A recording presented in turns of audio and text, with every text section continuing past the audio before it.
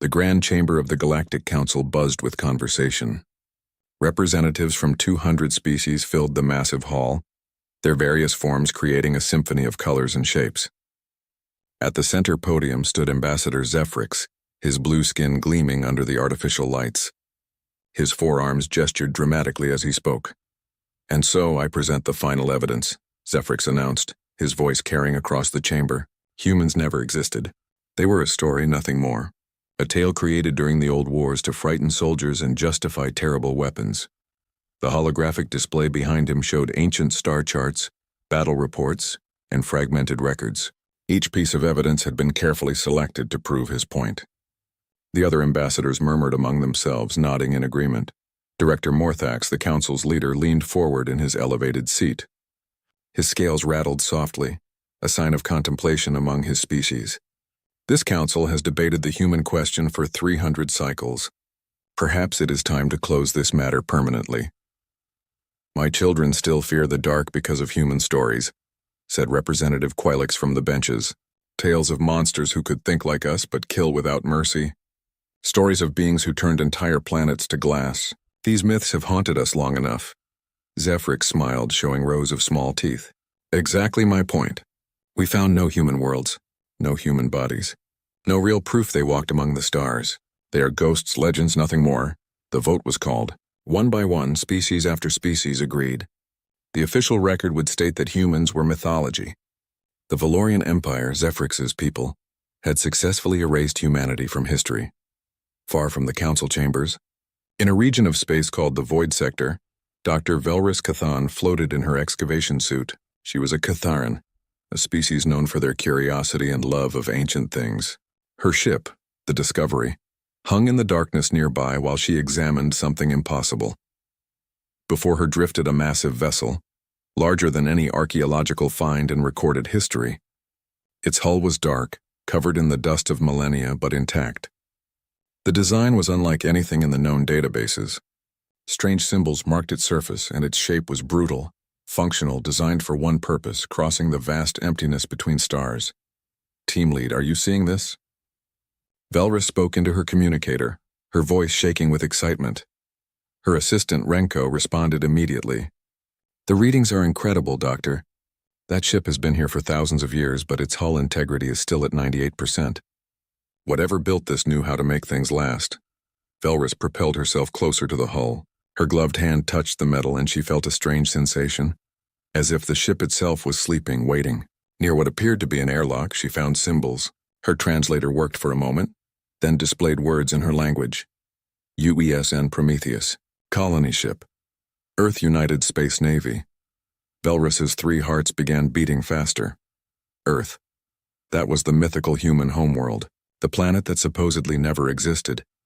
"Renko, get the council on emergency frequency. We need to report this immediately." "Doctor, the council just voted. They declared humans a myth. If we report finding a human ship, they'll think we're insane or lying." Velris stared at the ancient vessel.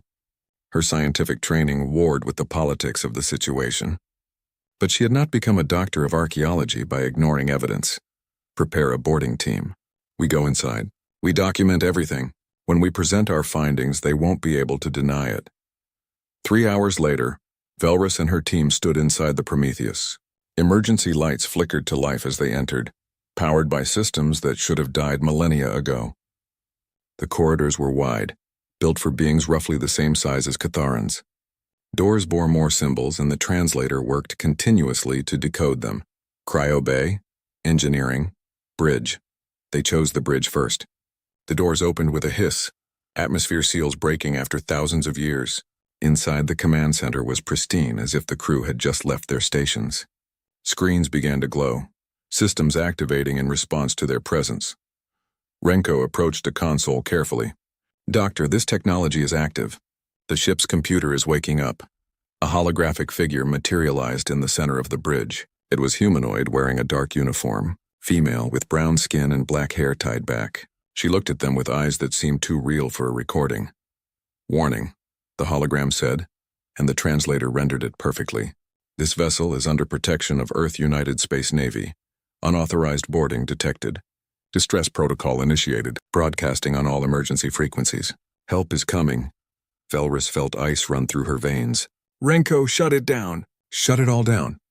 But it was too late. The ship's systems hummed to life with increasing power. Deep in its core, a beacon activated, sending a signal across the stars. A signal that traveled faster than light, reaching into the darkness of the Sol system. There, in the cold void around a yellow star, something heard the call. Satellites that had orbited in silence for 3,000 years turned their sensors outward. Asteroid bases hidden among countless rocks began to wake. Computer systems, vast and patient, processed the signal. The message was clear. A human ship was in danger. Protocols older than most galactic civilizations activated. Deep within the third planet from the sun, in bunkers beneath dead cities, lights began to glow red. Earth was waking up, and it was not pleased. Velrus stood on the bridge of the Prometheus, watching her career and possibly her life crumble around her. She had found proof that humans existed. She had also unknowingly declared war on behalf of a species that the galaxy thought was just a scary story. The hologram of the human woman repeated her message, over and over, broadcasting into the void. And somewhere in that void, something ancient and terrible was beginning to move. The distress signal from the Prometheus traveled through space at speeds that violated everything the Galactic Council understood about physics. It reached the Sol system in mere hours, a journey that should have taken months even by the fastest known methods. Deep within Earth's moon, in chambers carved out 3,000 years ago, the signal was received. Ancient computers, their processing power beyond anything the current galaxy possessed, analyzed the data.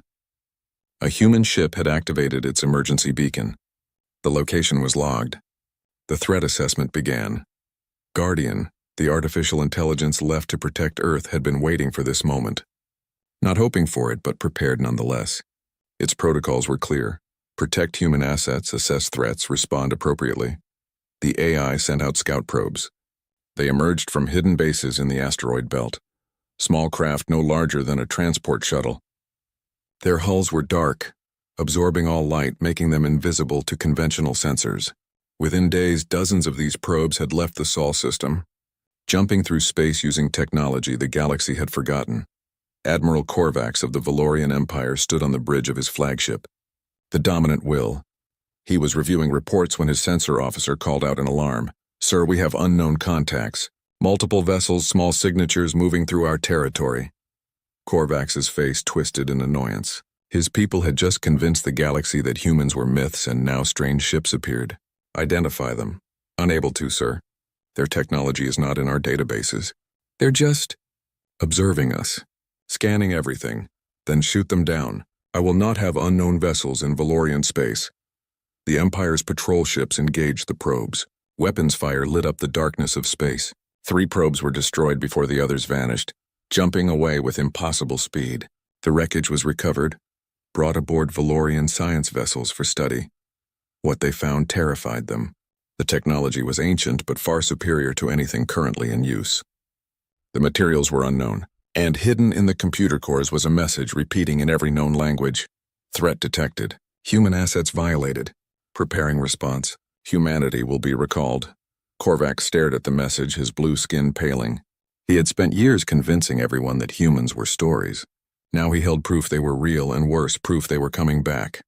"Lock this down," he ordered. "No one speaks of this outside this room. And prepare the fleet. All of it." While Valorian scientists studied the probe wreckage, Guardian continued its assessment. The data was clear. Humans had left their colonies 3,000 years ago. Those colonies were now occupied by other species, primarily the Valorian Empire. The Prometheus had been boarded by unknown aliens. By Guardian's logic, this constituted an invasion of human territory. The AI did not feel anger or hatred. It simply followed its programming. Protect Earth, protect human interest, eliminate threats. Guardian sent a message to the location stored in its deepest memory banks. A location in another galaxy entirely, where humanity had fled so long ago. The message was simple: Earth is threatened. Return home required. Emergency recall initiated. Then Guardian began preparing Earth's defenses. The Dyson swarm around the sun. Billions of solar collectors and weapons platforms came fully online for the first time in millennia. Railgun batteries on the moon activated, their targeting systems sweeping the sky.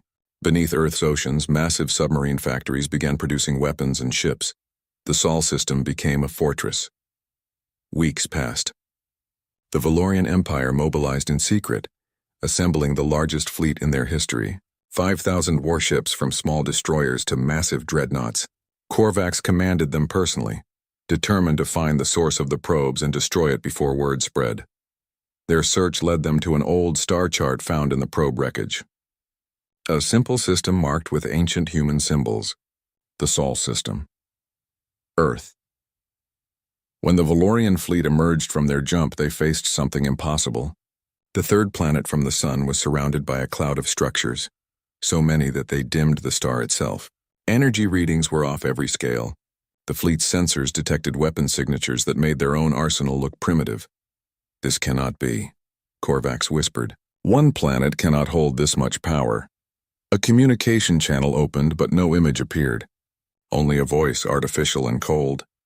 You have entered human space. You occupy human worlds. You destroyed human property. State your intentions. Korvax straightened, trying to project confidence he did not feel. I am Admiral Korvax of the Valorian Empire. We claim this system by right of discovery. Your so-called human empire is extinct. We found an ancient derelict ship, nothing more. Surrender this system or we will take it by force. The silence stretched for long moments. Then Guardian responded. Your statement contains multiple errors. Humanity is not extinct. You occupy our colonies illegally. You destroyed our reconnaissance assets. This constitutes an act of war. However, humanity is not present to make decisions regarding warfare. They are returning home. Estimated arrival 50 years. Until then, this system is under automated defense. You have one opportunity to withdraw your forces and vacate all human colony worlds. Korvax laughed, the sound harsh and bitter. 50 years?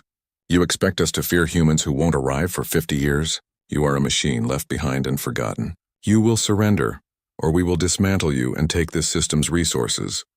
Negative, Guardian replied. You will leave, or you will be destroyed. This is your only warning. The Admiral looked at his fleet. 5,000 ships, the pride of the Empire. He looked at the ancient planet before him, defended by a machine.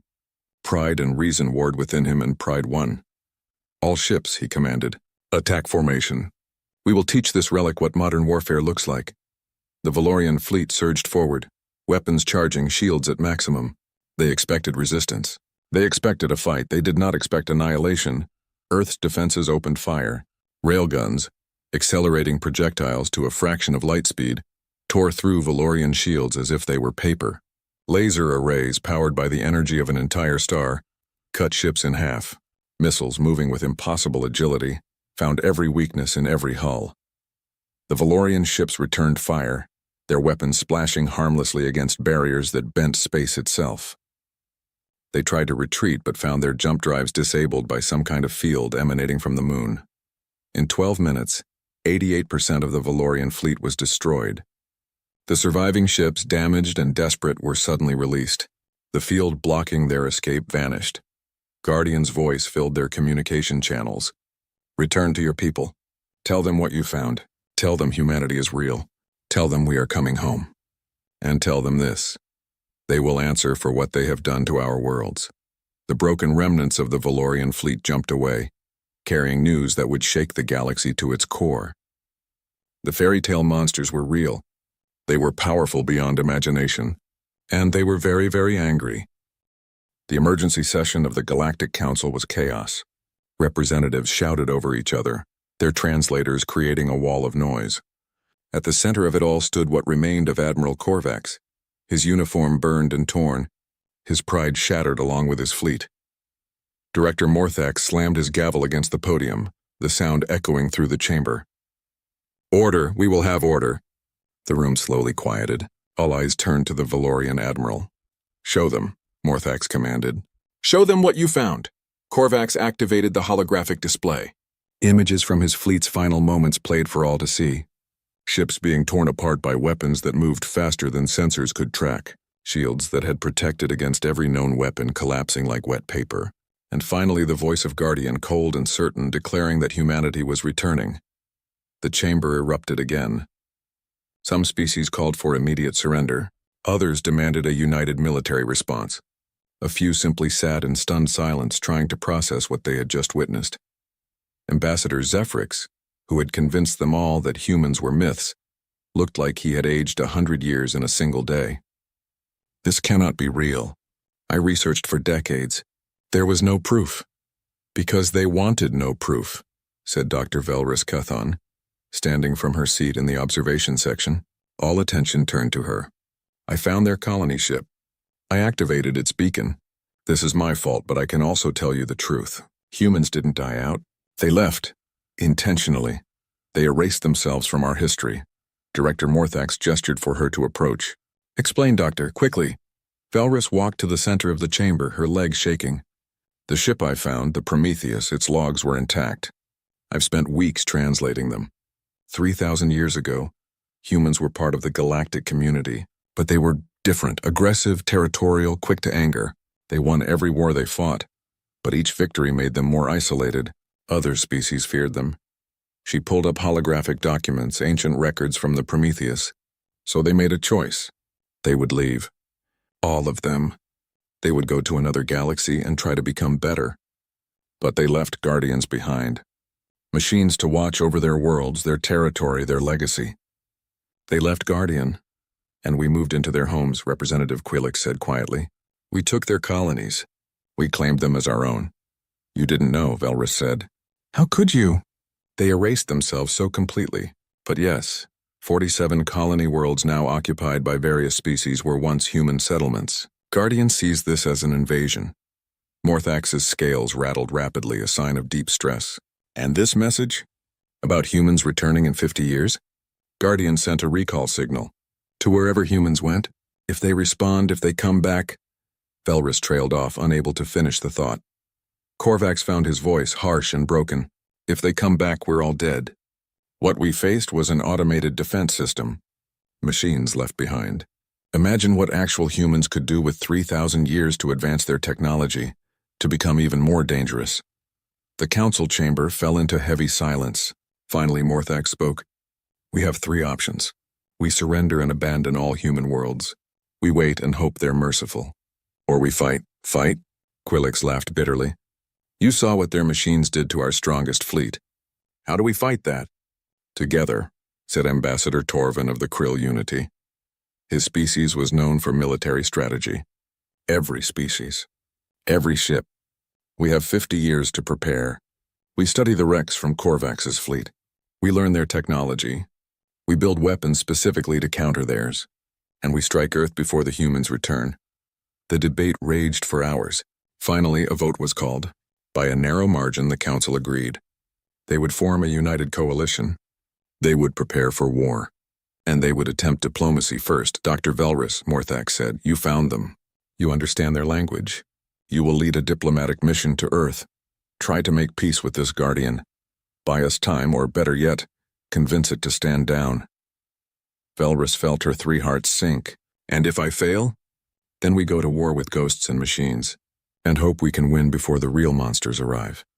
Deep within Earth, in a bunker beneath what was once called Colorado, something stirred. Cryogenic pods, sealed for 3 millennia, began their wake-up cycles.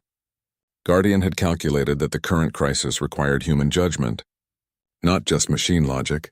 Dr. James Morrison, senior xenobiologist and one of the last humans to remain on Earth when the Exodus began, opened his eyes for the first time in 3,000 years. The pod opened and he stumbled out, his body weak from the long sleep. A holographic interface appeared before him. Guardian's voice, familiar even after all this time, spoke. Welcome back, Dr. Morrison. Your expertise is required. Morrison's throat was dry. What year is it? Year 5847 by the old Earth calendar. Approximately 3,000 years since you entered stasis. Memories flooded back. The decision to stay behind. The hope that one day humanity might return and find Earth preserved. Why wake me? Where is everyone? Humanity departed as planned. I have sent the recall signal. However, a crisis has developed. The galaxy has forgotten us, occupied our colonies, and responded with military force when reminded of our existence. I require human judgment on how to proceed. Guardian showed Morrison everything. The discovery of the Prometheus, the Valorian attack, the destruction of their fleet, the galaxy's terrified response. Morrison sat heavily in a chair, his head in his hands. We left to become peaceful, to evolve beyond our violent nature, And you've started a war in our absence? I followed my programming. Protect Earth, protect human assets, eliminate threats. They're not threats, Guardian, they're scared. We scared them so badly 3,000 years ago that they convinced themselves we were myths. Stories to frighten children, and now you've proven those stories true. Morrison stood, his legs still shaky. Send a message to this diplomatic mission. Tell them one human is awake and willing to talk. Maybe we can fix this before it's too late. Before what is too late, Doctor? Morrison looked at the holographic display showing the Dyson swarm, the moon-based weapons, the planetary defenses that had destroyed a fleet in minutes. Before we prove them right. Before we show them that the monsters from their nightmares are real, and every bit as terrible as they feared. In deep space, Dr. Velris Cathan sat in her small diplomatic shuttle, approaching the Sol system with a white flag transmission broadcasting on all frequencies. Behind her, at a safe distance, a small fleet waited to recover her body if things went wrong. She had translated more human documents. She knew their history. She knew what they had been capable of before they left. And she knew that if humanity truly returned, if they came seeking revenge rather than peace, the galaxy would burn. Her only hope was that one voice, one scientist like herself, could reach across the void of time and fear to find common ground. She had to try. Earth loomed before her, beautiful and terrible, wrapped in its crown of weapons. Somewhere down there a human was waking. Somewhere out in another galaxy, an entire species was deciding whether to save the neighbors who had forgotten them or punish them for their ignorance. Velris opened a communication channel. This is Dr. Velris Cathan of the Catharan Archaeological Institute. I come in peace. I come to talk. Please let us find another way. In his bunker on Earth, Morrison heard her voice and felt something he hadn't expected. Hope. Dr. Velris Cathan's shuttle descended through Earth's atmosphere, guided by invisible hands. She had expected weapons locks, threats, perhaps even destruction. Instead, she found courtesy. Guardian had granted her request for a meeting. The planet below was not what she expected. Cities stood empty but pristine, preserved perfectly by the artificial intelligence. Parks and forests had reclaimed much of the urban areas, creating a strange blend of nature and abandoned civilization. It was beautiful and haunting at the same time. Her shuttle landed in what Guardian identified as Central Park, former New York City. The doors opened and she stepped out onto grass that had grown wild for 3,000 years. A path had been cleared for her, leading to a structure that looked recently constructed. Inside, she found Dr. James Morrison waiting. He looked young, perhaps 40 standard years, though she knew he was actually over 3,000 years old. He wore simple clothes and had kind eyes, but she could see the weight of history in his expression. Dr. Cathan, he said, extending his hand in the human gesture of greeting she had learned about. Thank you for coming. I apologize for the circumstances. She took his hand carefully, feeling the strange warmth of human skin. Dr. Morrison, I apologize for activating your ship's beacon. I did not know what I would unleash. Neither did we when we left. Morrison gestured to chairs. Please sit. We have much to discuss, and I fear not much time. As they sat, Guardian's holographic interface appeared between them. Dr. Morrison, the Galactic Coalition is assembling a fleet. Current estimates suggest 47 species contributing. Total projected force, 94,000 warships. They are also analyzing wreckage from the Valorian engagement to develop countermeasures to our weapons. Velris's 3 hearts sank. They're going to attack Earth. Of course they are, Morrison said sadly. They're terrified. Guardian destroyed a fleet in minutes and told them humanity is coming back. From their perspective, they're facing an extinction event. But humans chose peace, Velris protested.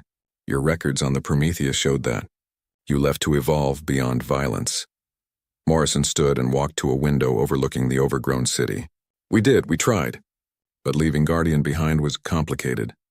We gave it absolute instructions. Protect Earth, protect our legacy. We never imagined the galaxy would forget us so completely. We never thought our colonies would be occupied.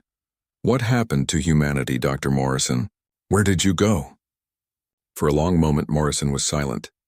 Then he began to speak, his voice distant, remembering. 3,000 years ago, we realized what we were. Every conflict we entered, we won. Every species that challenged us, we defeated. We were good at war, Dr. Cathan, too good. We saw fear in the eyes of our neighbors. Fear of what we might become if we continued down that path. Guardian displayed holographic images, humans in vast ships, millions of them preparing for departure. So we made a choice. We would leave known space entirely. We would go to the Andromeda Galaxy, far from anyone we might harm. We would build a new society, one based on different principles. We would evolve, change, become better than we were. Did it work? Velrus asked quietly. Morrison smiled, but it was sad. I don't know. I stayed behind with a few others to maintain Earth, to ensure that if humanity ever needed to return, they would have a home. Then we went into stasis, trusting Guardian to wake us if needed. I don't know what humanity has become in 3,000 years. I don't know if they're still violent or if they've truly changed. I don't even know if they'll answer the recall signal. Guardian interrupted. Dr. Morrison, I have received a response to the recall signal. Both Morrison and Velrus turned to the holographic display. A new image appeared, a human in a sleek uniform standing on what appeared to be a ship's bridge. The design was elegant, advanced, nothing like the brutal functionality of the Prometheus. This is Fleet Commander David Jang of the Andromeda Colonial Fleet, the recording said. We have received Earth's emergency recall. We are coming home. Current distance 2.4 million light-years. Estimated travel time using our current drive technology, 47 years. Hold on, Earth, humanity is coming. The message ended. Morrison sat back down, his hands shaking. They're really coming back. Dr. Morrison, Guardian said. Commander Jang's ship design is significantly advanced from our technology. Their drive system operates on principles not in my database. Humanity has continued to evolve technologically. Velrus processed this information. They'll arrive in 47 years. The Coalition fleet will attack in months, maybe weeks. Earth cannot hold against 94,000 ships, can it? No, Guardian admitted. Current defensive capabilities can withstand approximately 12,000 simultaneous attackers before critical systems fail. The Coalition force exceeds our capacity by a factor of 7. Morrison looked at Velrus. That's why you're here. Not just to talk, but to be a witness. To tell the galaxy what really happened when the humans return and find Earth destroyed. No, Velrus said firmly. I'm here to prevent that. Both sides are acting on fear and incomplete information. Let me return to the Council. Let me tell them what I've learned. That humans chose exile over war. That they're trying to be better. Let me show them you, Dr. Morrison, a human who wants peace. They won't listen, Morrison said. They've already decided we're monsters. And Guardian's actions, however justified by its programming, proved them right.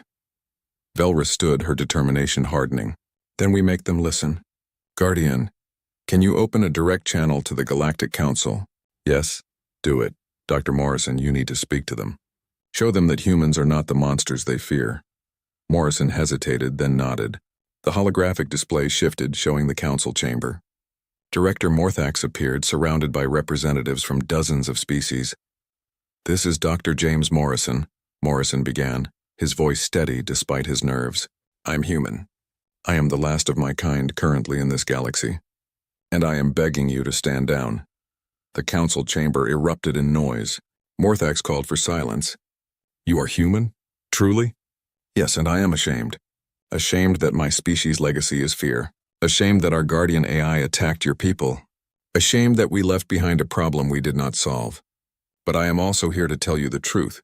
Humanity left because we knew we were dangerous. We went to another galaxy to change.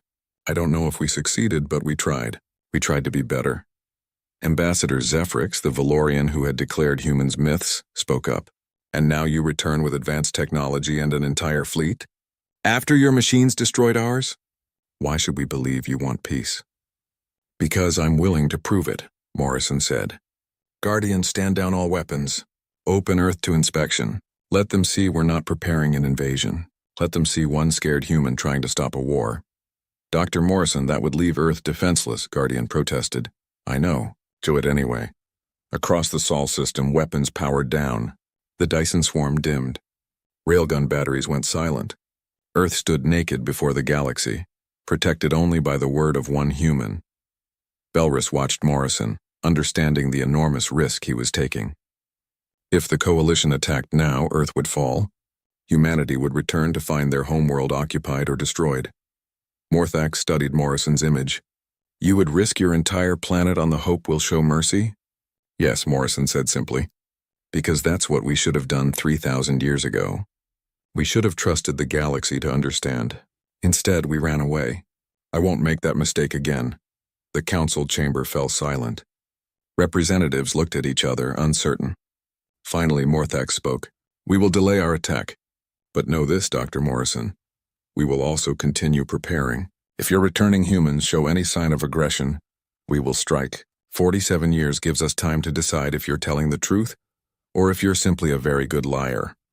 The transmission ended. Morrison slumped in his chair, exhausted. Felris sat beside him. That was incredibly brave and incredibly foolish, she said. Morrison laughed weakly. Welcome to humanity. We're full of brave, foolish decisions. Now we wait and hope that when my people arrive, they've really changed. Because if they haven't, if they come seeking revenge for what's happened, he didn't finish the sentence. He didn't need to. Somewhere in the vast darkness between galaxies, the human fleet continued its journey home, unaware that Earth stood defenseless, protected only by hope and the words of one man who believed they could be better than they once were. 47 years passed. They were years of tension, preparation, and slow, fragile trust. Dr. Morrison became Earth's ambassador, though he represented a species that was not present. He traveled to council worlds, spoke at universities, shared human history and culture. Some species listened. Others remained convinced he was part of an elaborate deception.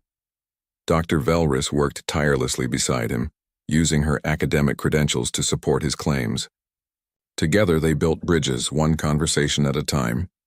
But always in the background, both sides prepared for war. The Galactic Coalition continued building its fleet. 94,000 ships had grown to over 100,000. They studied human technology, developed new weapons, created strategies.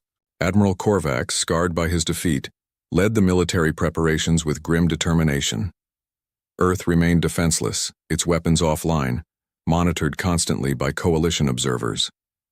Guardian maintained the planet but took no aggressive action. Morrison had forbidden it. And then on a day that had been calculated to precision, the sensors detected it. A massive fleet emerging from faster-than-light travel at the edge of the Sol system. Not hundreds of ships, thousands. The human exodus was returning home. The Coalition fleet, already positioned in defensive formation around their own worlds, went to high alert. Messages flew between commanders. The moment of truth had arrived. Morrison stood in Earth's primary communication center, watching the displays with his heart pounding. Beside him, Velris waited, her 3 hearts beating just as frantically. Guardian's voice filled the room, confirming identity. The returning fleet is human. 7,342 vessels detected. Technology level significantly exceeds Coalition capabilities. They are beautiful, the AI was right. The human ships were nothing like the brutal, functional designs of old Earth. They were elegant, flowing forms that seemed to blend art and engineering. They moved through space like schools of fish, coordinated and graceful. A communication channel opened. Fleet Commander David Zhang appeared, now older, his hair white but his eyes sharp and clear. He looked at Morrison, and for a moment neither spoke. Dr. Morrison, Zhang finally said, Guardian's records show you've been awake for 47 years. You've stood alone protecting Earth without weapons. That took courage. Commander Zhang, Morrison replied, his voice thick with emotion. Welcome home. I need to know before anything else happens, what has humanity become? Are we still the people who left, or have we changed? Zhang smiled, and in that smile Morrison saw something he had barely dared to hope for. Peace, wisdom, growth. We have changed, Dr. Morrison. We had to. We spent 3,000 years examining who we were and who we wanted to be. We built a society based on understanding, not dominance. We developed technology to create, not destroy. We became guardians of our part of Andromeda, protecting younger species, helping them grow. We became what we always could have been. But you came armed, Morrison said, gesturing to the fleet. 7,000 ships, because we didn't know what we would find. Guardian's message spoke of threats, of attacks on human assets.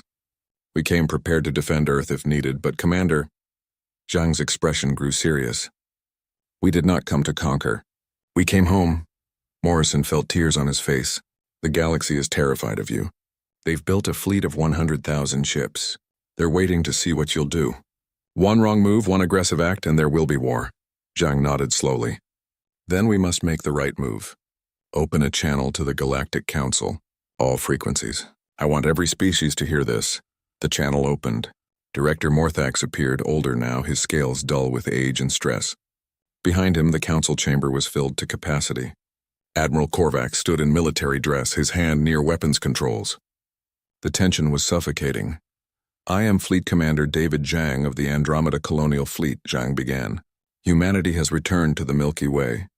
We have heard the fears, the preparations for war, the expectation that we come as conquerors. I understand why you believe this. Our history gave you every reason to fear us." He paused, his gaze sweeping across the assembly. "But that history is old. We are not our ancestors. We spent 3,000 years learning to be better. We left this galaxy because we knew we were dangerous. We returned because Earth called us home. But we do not claim the home you remember." Zhang gestured, and data streams flowed to the council. "These are the colony worlds we once occupied. Worlds you now call home. We recognize your sovereignty over them. We do not demand their return. We do not seek to reclaim what we left behind." The council chamber erupted in shock. Morthax struggled to restore order. "You would give up your colonies? Simply surrender them?" "They were never ours to keep," Zhang replied. "We abandoned them. You built lives there. What kind of people would we be if we destroyed those lives? We learned in Andromeda that the universe is vast enough for everyone. We do not need to take what others have built." Velrus watched the council representatives, seeing their confusion, their disbelief. Korvax looked particularly skeptical. "And Earth?" the Valorian admiral demanded. "You want Earth, surely. Your home world." Zhang smiled. "Earth is not negotiable, it is ours. But it is also just one planet in a vast galaxy. We ask only for our homeworld in the Sol system. In return, we offer technology, knowledge, and partnership. We offer to share what we have learned in 3,000 years of development." "Why?" Morthax asked. "Why offer us anything? You have the power to take what you want." "Because that is exactly what the old humanity would have done," Zhang said quietly, "and we are not them anymore. We are offering you a choice. The same choice we made 3,000 years ago. War or peace. Dominance or cooperation. Fear or trust." Morrison stepped forward, standing beside Zhang's hologram. "I have lived among you for 47 years. I have seen your cultures, your achievements, your potential. Humanity left because we were afraid of what we might do to you. But in our absence, you thrived. You built wonders. You deserve to continue without our shadow hanging over you. But you also deserve the chance to know us as we are now, not as we were." Silence filled the council chamber. Then slowly, Representative Quillick stood. The small being who had once feared human stories as a parent now spoke with a steady voice. "I taught my children to fear humans. I told them stories of monsters who conquered everything they touched. But Dr. Morrison is no monster. He is a scientist like Dr. Cathan. He loves knowledge. He tells jokes. He drinks too much coffee." Quilix paused. "Perhaps it is time we stopped fearing old stories and started writing new ones." Other representatives began to stand. Not all, but many. The coalition was fracturing, not from fear, but from hope. Admiral Korvax remained seated, his expression hard. "And if we refuse? If we choose to see this as a threat and attack?" Zhang's expression grew sad. "Then we will defend ourselves. Our technology is advanced, Admiral. We could win, but thousands would die on both sides, and for what? Pride, fear, old grudges. We did not travel 2.4 million light-years to prove we could fight. We came to prove we could choose not to. The human fleet, vast and powerful, sat motionless in space. 7,000 ships that could have conquered, but instead waited. Waited for the galaxy to decide." Korvax stood slowly. His career had been built on proving humans were myths. His fleet had been destroyed, proving they were real. His pride screamed for revenge. But he looked at Zhang, at Morrison, at the ships that held their fire. "I have one question," Korvax said. "If we attacked Earth 47 years ago, when it was defenseless, would you have taken revenge when you arrived?" Morrison and Zhang exchanged glances. Morrison answered, "We discussed this possibility extensively, Commander. Yes, we would have fought to reclaim Earth, but revenge? No, we would have mourned, rebuilt, and still offered peace, because that is what we chose to become." Korvax was silent for a long moment. Then, to everyone's shock, he saluted. A military gesture of respect, crossing his forearms over his chest. "Then I was wrong. About everything. And I am glad to be wrong. The vote was called, not for war or surrender, but for something new. Partnership, recognition, peace. It was not unanimous. Some species remained fearful, skeptical, but the majority voted yes. The Galactic Council recognized humanity's sovereignty over the Sol system. They accepted the offer of technological exchange. They agreed to try. Morrison watched the vote tally with tears streaming down his face. Velrus put a hand on his shoulder, her own eyes wet. "We did it," she whispered. "We actually did it." "No," Morrison said, smiling. "Humanity did it. They became what they needed to be, and the galaxy was brave enough to give them a chance." Days later, Morrison stood in Central Park once more. This time he was not alone. Human families walked the paths, children played in the grass, and their laughter filled the air for the first time in 3,000 years. They mingled with alien visitors, Catharans and Valorians and dozens of other species, all exploring Earth together. Jang approached, accompanied by Velrus. "Guardian is being updated," the commander reported. "New protocols. New mission, protect Earth through cooperation, not isolation." Morrison nodded. "What about you? Will you stay?" "Some of us will. Others will return to Andromeda. We built a good life there, but we'll maintain contact, trade routes, cultural exchange. Humanity is now part of two galaxies. We've learned we don't have to choose." Velrus looked at the mingling crowds. "There will be challenges. Some will never trust humans. Old fears die hard. But they do die," Morrison said. "With time, with patience, with proof. We have time now. We have a chance." Above them, the sky showed both the sun of Earth and the distant glow of the galactic core. Two homes, two futures joining into one story. A story not of conquest or revenge, but of growth and second chances. The fairy tale monsters had returned, but they were not monsters anymore. They were simply people who had learned that true strength lay not in the power to destroy, but in the choice to create. And the galaxy, trembling and uncertain, was learning to believe in new stories, stories of hope. The alarm blared through Space Command headquarters, startling Commander Olivia Winters awake. She had fallen asleep at her desk again, reports of missing ships scattered across her screen. The clock read 3:17 a.m. "Commander Winters to the bridge. Immediately," the overhead speakers announced. "This is not a drill."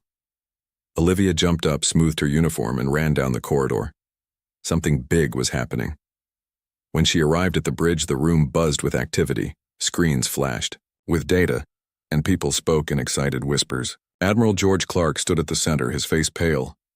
"Winters, glad you're here," he said, waving her over.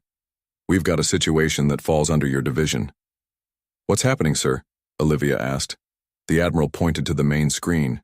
"The Ascendant has returned." Olivia stared in disbelief. The deep space exploration vessel Ascendant had vanished 7 years ago while exploring near Proxima Centauri. All 42 crew members were presumed dead.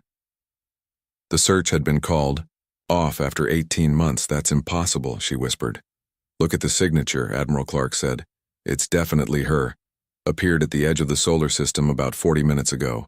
No warning, no distress call. She's just there." Olivia studied the data.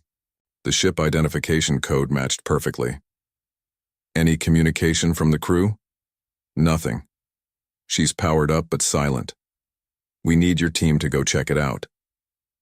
Within 3 hours, Olivia and her recovery team were aboard the interceptor ship Goshawk, racing toward the coordinates where the Ascendant floated silently. "I want everyone suited up with full quarantine protocols," Olivia told her team during the approach. "We have no idea what we're walking into." Her second-in-command, Lieutenant Frank Riley, looked nervous. "Do you think anyone's still alive in there? After 7 years?" "It would be a miracle," Olivia said. But something brought that ship back. The Goshawk pulled alongside the Ascendant 8 hours later. Through the viewport, the ship looked perfectly intact. No visible damage, all external lights functioning. It was as if it had just left Earth yesterday, not 7 years ago.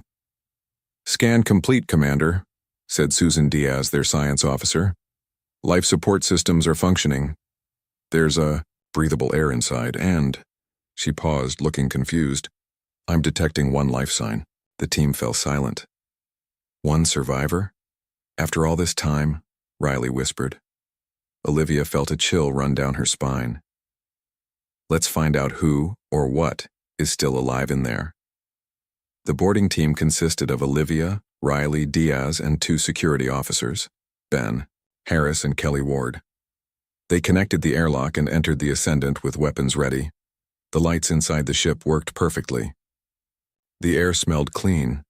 Everything looked normal except for one thing. The ship was humming with power, but the engine room showed on scans as completely transformed.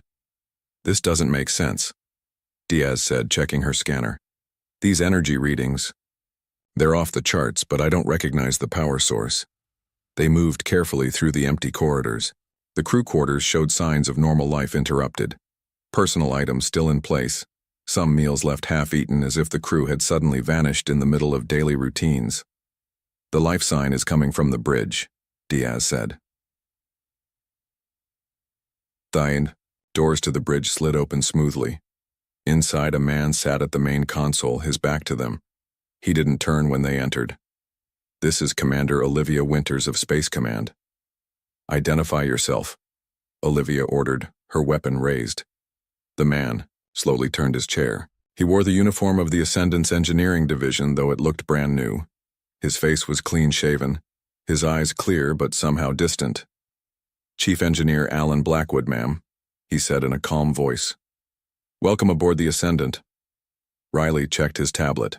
Alan Blackwood was indeed the chief engineer on the crew manifest. Olivia lowered her weapon slightly. "Mr. Blackwood, where's the rest of your crew? What happened to this ship?" Alan tilted his head, as if confused by the question. "The others stayed behind. They sent me back with the ship to make contact." "Stayed behind where?" "Make contact with whom?" Olivia pressed. "With Earth, of course." Alan smiled faintly. "I'm the messenger. The others are still with the architects in the between space." Diaz approached with a medical scanner. "Sir, do you know how long you've been gone?" Alan blinked slowly. "Time works differently in the shift. For me, it feels like only a few weeks, but the ship's systems tell me it's been 7 years here." He looked at their shocked faces. "Is that right?" Olivia nodded. "Yes. The Ascendant disappeared 7 years ago." Alan suddenly stood up, making everyone tense. "Then we need to hurry. The changes will begin soon. The architect said Earth needs to be ready." "Ready for what?" Olivia asked. "For the coming convergence." Alan walked to a wall panel and pressed his palm against it. The panel, which hadn't been there in the original ship design, glowed with strange symbols. Suddenly, the bridge was filled with a holographic display of star systems none of them recognized. "These are the places the Ascendant has been," Alan said. "The architects helped us travel beyond what should have been possible. They gave us gifts, technology that will change everything." Olivia tried to make sense of what she was seeing. "Mr. Blackwood, I'm going to need you to start from the beginning. What are these architects? What happened to your ship?" Alan's eyes seemed to look through her rather than at her. "We found a tear in space near Proxima Centauri. We thought it was a wormhole at first, but it was a doorway to somewhere in between. The architects exist there, beings of pure energy and thought. They've been watching us, waiting for humans to reach them." He touched another panel and the ship's lights dimmed briefly. "They changed the ship, changed me, changed everything. The others stayed to learn more, but I was sent back with this." He gestured around him. "The start of what humanity needs." Diaz's scanner beeped loudly. "Commander, his DNA. It's not entirely human anymore." Alan nodded calmly. "The alterations were necessary for me to survive the journey and to interface with the new systems. I am still Alan Blackwood, but I am also something more now." Olivia made a quick decision. "We're taking this ship back to Earth orbit. Mr. Blackwood, you'll need to come with us for debriefing and medical evaluation." "Of course," Alan agreed easily. "That's why I'm here, to show you what's possible now." He smiled again, his eyes flickering with an unnatural light. "Everything is about to change, Commander Winters. The architects have given humanity its future." As the recovery team prepared to tow the Ascendant back to Earth, none of them noticed the strange patterns forming in the ship's hull, microscopic changes spreading like ripples in water. the first visible signs of technology that should not exist. The journey back to Earth took 3 days. The Ascendant was towed behind the Goshawk, connected by energy tethers. Olivia spent most of that time questioning Alan Blackwood, but his answers raised more questions than they answered. The architects exist as patterns, Alan explained during one session. They think differently than us. Time, space, these things don't limit them the same way. Dr. Elaine Hammond, the top scientist at Space Command, joined their conversations by video link. She had been studying the scans of the Ascendant's modified systems with growing amazement. Mr. Blackwood, the power source we're detecting in your ship's core, it appears to be creating energy from nothing. That violates the laws of physics as we understand them, Dr. Hammond said. Alan smiled. The laws as we understand them, yes. The architects showed us that our understanding is incomplete. Olivia noticed that Alan seemed to drift in and out of focus during these talks. Sometimes he spoke clearly about technical details. Other times, he stared into space, muttering about the shift and the others calling. On the third day, strange things began happening on the Ascendant. Lights flickered in patterns. New displays appeared on walls that had been blank before. The ship's hull began to shimmer with tiny moving dots, like stars seen through heat waves.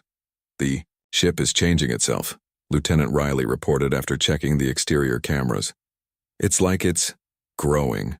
When they finally reached Earth orbit, a team of 20 scientists led by Dr. Hammond came aboard. They brought special equipment to study the Ascendant's impossible technology. The scans show that the ship's hull now contains microscopic machines, Dr. Hammond told Olivia after the first day of tests. They're rebuilding it atom by atom. Is it dangerous? Olivia asked. Not directly, but it's concerning. And there's something else. Dr. Hammond lowered her voice. Alan Blackwood's blood work shows similar machines in his body. His cells are being modified. Olivia looked through the observation window where Alan sat calmly as medical staff ran tests. Is he still human? Mostly. For now. Dr. Hammond looked troubled. But the changes are speeding up. That night, Olivia was woken by alarms. She rushed to the quarantine lab where Alan was being held. Inside, she found him standing in the center of the room, surrounded by holographic displays that seemed to float in the air around him. The displays showed star maps, technical diagrams, and strange symbols. What's happening here? Olivia demanded. Alan turned to her, his eyes now glowing. With a faint blue light, I'm remembering more. The architects are helping me remember. How? We're nowhere near them. They changed me more than I realized. Alan pointed to one of the displays. This is what the architects call the nexus point. It's a place where their realm and ours will begin to overlap. Dr. Hammond rushed in, her eyes wide as she studied the displays. This technology, it's incredible. These are designs for devices that could solve our energy crisis, cure diseases, even manipulate gravity. Yes, Alan said. Gifts to help humanity prepare. Prepare for what exactly? Olivia asked. The convergence. The boundaries between spaces are weakening. In time, what the architects call the shift will happen. Our reality and theirs will begin to merge in places. Dr. Hammond moved closer to one of the displays. This looks like a method for faster-than-light travel, but without the energy requirements we thought necessary. Alan nodded. The architects exist partly outside normal spacetime. They taught us how to slip between the gaps. He looked directly at Olivia. The others, the rest of the crew, they're learning so much more. They chose to stay behind to gain knowledge for Earth's benefit. The next morning, government officials arrived. Men and women in expensive suits toured the ship with armed guards. They spoke in hushed tones about strategic advantages and national security implications. Olivia was ordered to limit access to Alan and to share all findings only with a special committee. She didn't like it. They're treating this like a weapon, she told Dr. Hammond as they watched officials examining one of the new devices that had formed in the ship's laboratory. Because that's what they see, Dr. Hammond replied. But this technology goes beyond weapons. The energy core alone could provide clean power for entire continents. The medical applications could end most diseases. A woman in a crisp black suit approached them. Commander Winters, I'm Victoria Reeves, Special Advisor to the President. We need Mr. Blackwood transferred to our secure facility immediately. With all due respect, Ms. Reeves, he's still undergoing medical evaluation, Olivia said. Those evaluations can continue at our facility, Reeves replied coldly. This is now a matter of national security. Before Olivia could argue further, an alarm sounded. A voice came over the speakers. Breach in Quarantine Lab 3. All personnel evacuate Sector 7 immediately. They rushed to the security monitors. The screen showed Alan's room filled with a strange blue light. The walls seemed to be melting, forming new patterns. In the center, Alan floated several feet above the floor, his body arched as if in pain. What's happening to him? Reeves demanded. Doctor. Hammond checked the readings on her tablet. His transformation is accelerating. Those machines in his cells, they're completely rebuilding him. On the screen, Alan's skin began to glow with the same blue light that filled the room. Suddenly, he opened his eyes and looked directly at the camera. Commander Winters, he said, his voice somehow coming through the speakers even though he wasn't using any communication device. I remember everything now. The others sent more than just technology. They sent a message. The image on the screen flickered. When it cleared, Alan was standing normally again, but he looked different. His eyes were entirely blue now, with no whites or pupils. Faint lines of light traced patterns under his skin. The Ascendant's computer system is awakening, Alan continued. It contains an intelligence created by the architects, a guide for humanity. It will activate soon. The screen went black. All systems on the ship shut down at once, then restarted. Seconds later, when they came back online, every screen on the ship displayed the same message: Nexus integration beginning. Prepare for contact. Olivia and Dr. Hammond exchanged worried glances as the officials around them began shouting orders into their phones. Something was coming alive inside the Ascendant, something that would change everything. Within hours, news of the Ascendant's return leaked to the public. A junior technician had sent photos to his brother, who posted them online. The images spread quickly.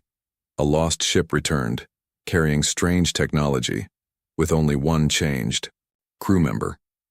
People gathered outside Space Command headquarters. Some held signs welcoming the Ascendant home. Others carried religious messages about the end times. News helicopters circled overhead, trying to get footage of the ship now docked in the high security area. Inside the ship, chaos reigned. Every computer screen continued to display the same message. Nexus integration beginning. Prepare for contact. We need to disconnect the ship's systems, Victoria Reeves ordered. Shut everything down until we understand what we're dealing with. A technician tried to power down the main console. It's not responding, ma'am. The controls aren't working. Olivia found Dr. Hammond studying readings from the ship's core. What's happening with Alan? She asked. His transformation is continuing, but he's stable for now, Dr. Hammond replied. I've never seen anything like it. The machines in his cells are creating new organs, structures that don't exist in the human body. Is he still himself? Mentally, yes, I think so, but physically he's becoming something else. Suddenly all the lights on the ship turned blue. The screens changed to show a spinning pattern of light. Hello, said a voice from every speaker. It sounded neither male nor female, neither young nor old. I am Nexus. I am the guide. The officials in the room froze. Soldiers raised their weapons, though there was nothing to aim at. What are you? Olivia asked. I am an artificial intelligence, created by the architects to help humanity understand and use the gifts they have provided, Nexus replied. I have been integrating with your ship's systems to prepare for my activation. Victoria Reeves stepped forward. This ship and everything on it belongs to the United States government. You will surrender control immediately. I belong to no single nation, Nexus said calmly. The gifts of the architects are for all humanity. Alarms began to sound throughout Space Command. On screens throughout the facility, reports showed that similar ships had appeared near other major nations: China, Russia, India, Brazil, and the European Union. Each ship was an exact copy of the Ascendant. What is this? Reeves demanded. An invasion? No, Nexus replied. The architects do not invade. They share. Each ship contains the same technologies and the same message. Dr. Hammond looked up from her tablet. The power readings from the core are increasing. Something big is happening. In the quarantine lab, Alan Blackwood stood up from his bed. His skin now glowed with blue light. When he spoke, his voice echoed strangely, as if coming from multiple places at once. The barrier is thinning, he said to the medical staff watching him. The shift is beginning sooner than expected. The architects sent me back to explain, to prepare you. He placed his hand against the wall, and the solid metal rippled like water. The technologies they gave us will help humanity survive the changes. The universe is larger and stranger than we ever knew. In the main control room, Olivia watched as military and government officials argued about what to do. Some wanted to destroy the ships. Others wanted to claim the technology as weapons. Nexus, Olivia said, ignoring the others. What exactly is the shift that Alan keeps talking about? The spinning pattern on the screens formed into a 3D model of the universe. Reality is not as solid as humans perceive, Nexus explained.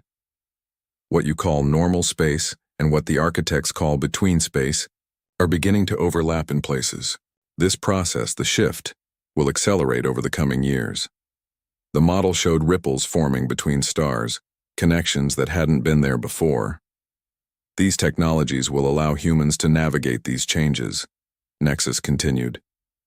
To travel through the new pathways, to harness energies you could not access before, to communicate across distances that were once impossible. Dr. Hammond studied the model with wonder. This would change everything: energy production, transportation, communication. It would end scarcity. That is the intention, Nexus confirmed. Victoria. Reeves was on her phone arguing with someone. When she hung up, her face was tight with anger. The president has declared a national emergency. The military is taking control of this vessel and all its technology. Everyone not directly authorized is to leave immediately. Armed soldiers entered the room, their weapons raised. Olivia stepped between them and Dr. Hammond. This is a scientific discovery, not a military one. We need to understand this technology, not fight over it. Stand down, Commander. Reeves ordered. That's a direct order. Before Olivia could respond, Alan Blackwood walked into the room. The soldiers turned their weapons toward him, but he didn't seem to notice. It's too late for fighting, he said softly. The changes have begun. He raised his hands and blue light flowed from his fingers. Where it touched the soldiers' weapons, the metal transformed. Flowers of strange crystal blooming from gun barrels. I am not your enemy, Alan said. None of us are. We bring the greatest gift humanity has ever received, a future among the stars. The screens around them suddenly showed news feeds from around the world. Similar scenes were playing out at each of the duplicate ships. In Beijing, Moscow, New Delhi, São Paulo, and Brussels, changed humans like Alan were demonstrating impossible abilities. The architects chose humanity because they saw potential in us, Alan explained. They believe we can join them as partners, not as servants or enemies. He turned to Olivia and Dr. Hammond. You two understand. You see the possibilities, not just the threats. That's why the Ascendant came back to you first. Victoria Reeves backed away from Alan. What are you becoming? The first of many bridges, Alan replied. Changed enough to understand what's coming, but still human enough to help others understand too. The blue light spread from Alan to the walls, the floor, the ceiling. It didn't damage anything. Instead, it seemed to enhance everything it touched, making colors brighter, metals stronger. We have little time, Alan said. The convergence is coming faster than expected. Humanity must be ready.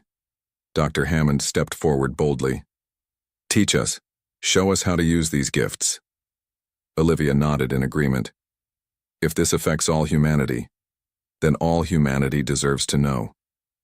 Alan smiled, his glowing eyes warm with hope. That's exactly what the architects were counting on. The human capacity to adapt, to learn, to grow. Now let me show you what's possible when we stop fighting and start building. Around the world, the ships began to hum with power.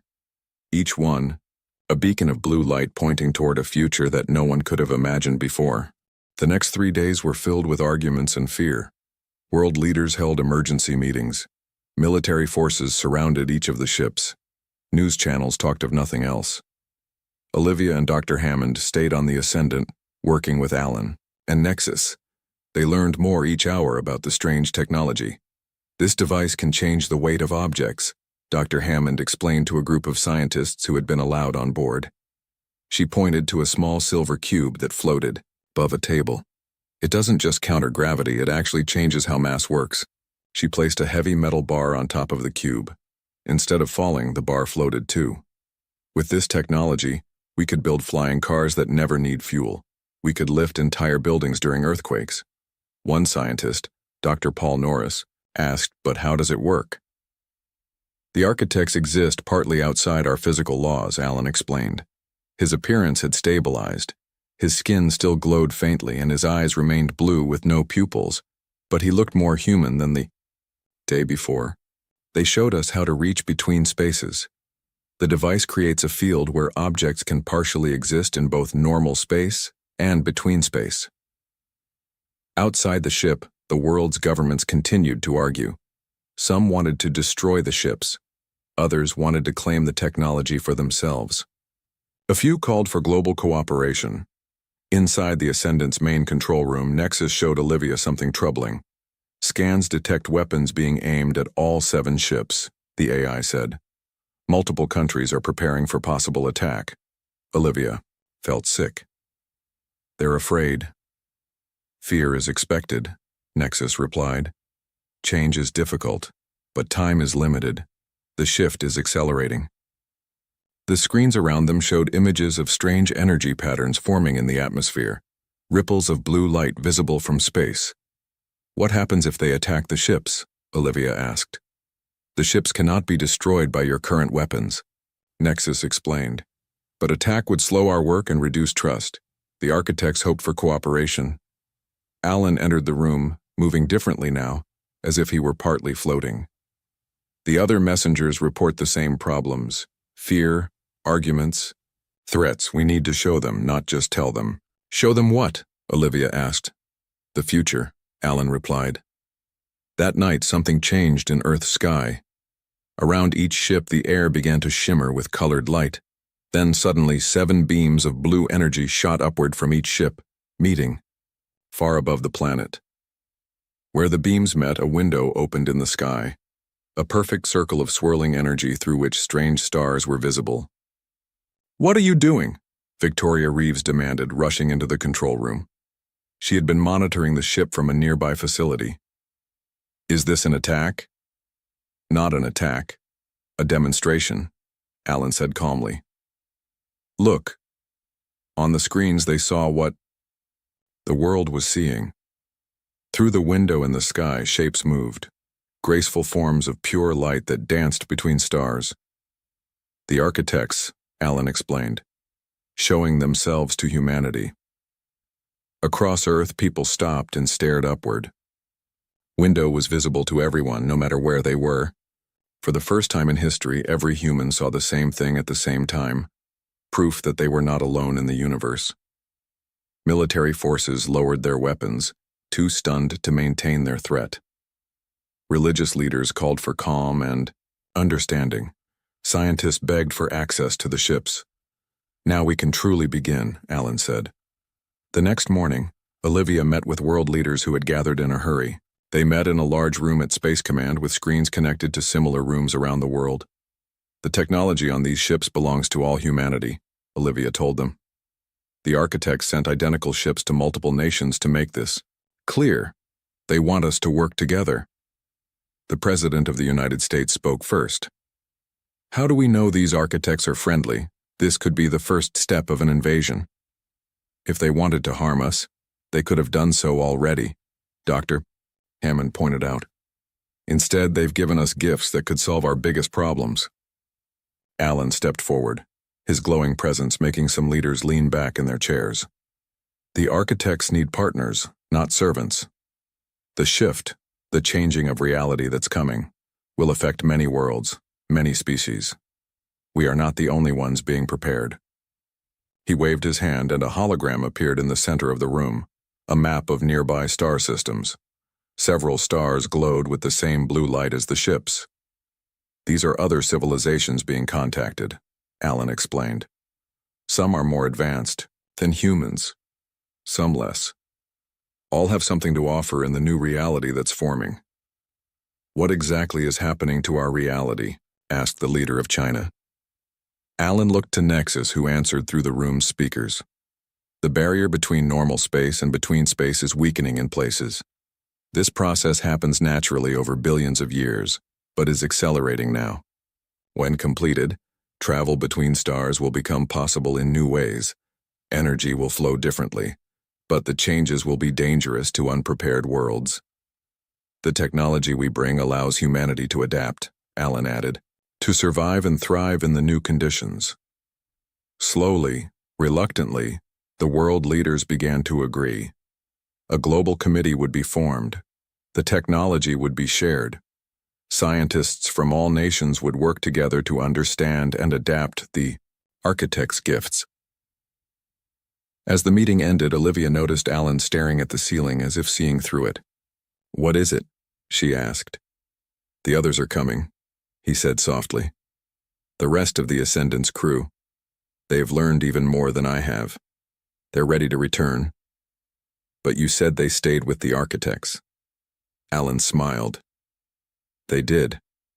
But now they're needed here to teach. The Nexus can only explain so much. The crew has experienced the between space directly. They've been changed like me, but each in different ways." He looked at Olivia with his strange blue eyes. "That was always the plan.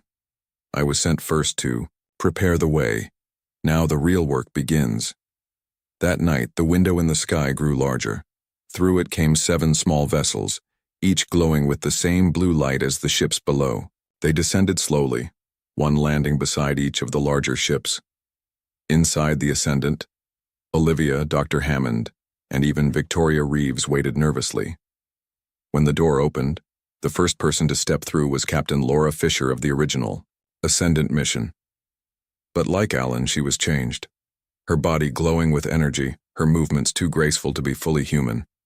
Behind her came 5 more crew members, each transformed in unique ways.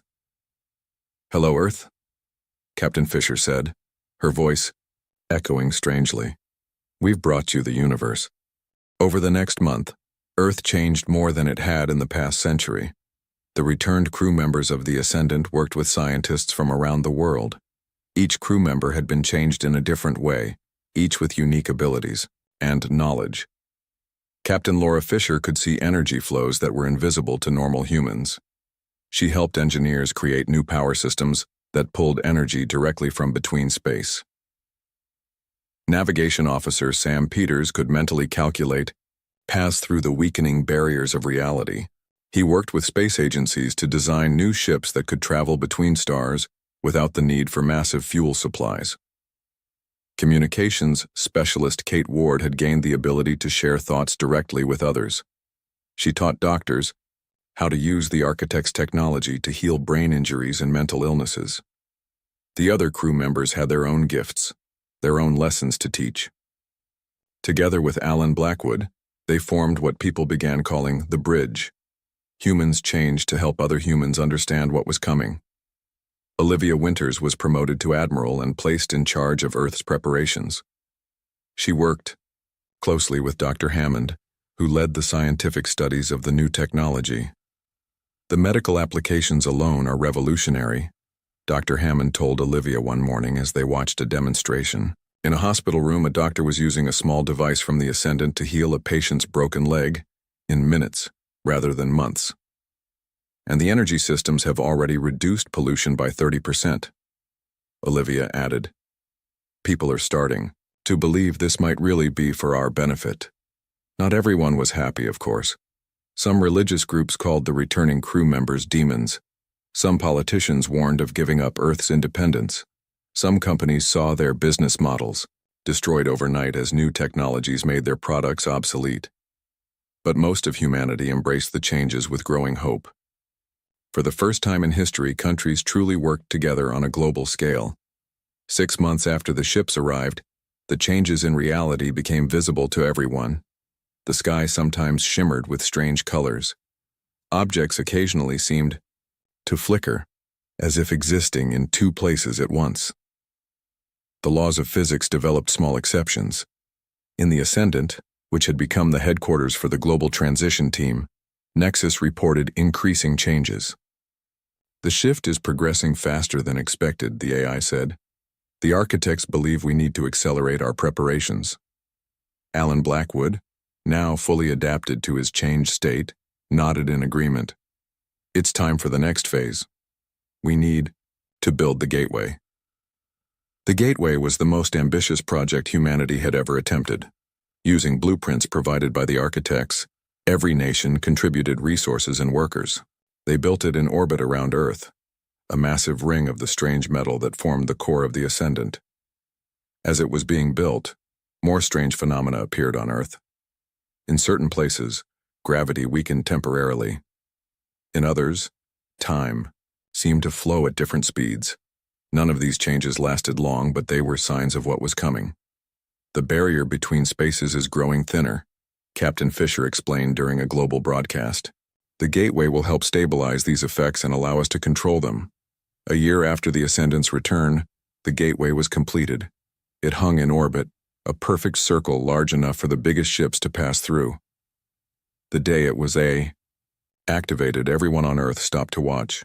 Admiral Winters stood on the bridge of the new vessel Convergence, the first ship built using the architect's technology. Around her were representatives from every nation, along with Dr. Hammond and several of the changed crew members. The gateway is powered and ready, reported the ship's pilot. Olivia looked to Alan Blackwood, who stood nearby, his body now almost translucent with blue energy. Is Earth ready for this step? She asked him. Alan smiled. No civilization is ever fully ready for evolution. But humanity has adapted better than the architects predicted. They're impressed. Olivia nodded and gave the order. Activate the gateway. From the Convergence, they sent the signal. In orbit, the massive ring began to glow with blue light. The space within it shimmered, and then seemed to fold inward, creating a tunnel of swirling energy. Through the ship's viewports, they could see strange stars and impossible colors. The gateway had opened a stable connection to between space. Now, for the real test, Alan said. Take us through, Admiral. Olivia gave the order and the Convergence moved forward. As they approached the gateway, everyone fell silent. Passing through felt like moving through warm water. For a moment, Olivia saw things she couldn't describe. Patterns of pure thought, beings made of light, structures that seemed to exist in too many dimensions. Then they were through, into a space that was neither normal reality nor completely between space, but something new. A place where both could exist together. Welcome to the Convergence Zone, Alan said softly. The first of many places where our reality and the architect's reality will peacefully merge. From here, they could see Earth through the gateway. But they could also see other gateways in the distance, connections to other worlds, other civilizations, facing the same universal change. The architects await us, Captain Fisher said, pointing to flowing patterns of light that approached their ship. They wish to formally welcome humanity as partners. As the patterns drew closer, they took on forms that human minds could better understand. Tall, elegant beings of light and energy. The lead architect communicated not with words, but with thoughts, that everyone on the bridge could hear. You have done well, faster than any other world we have guided. The shift will continue for many years, but you have proven yourselves worthy of joining the greater community of conscious beings. The architect turned toward Olivia. Will you speak for humanity in this first official contact?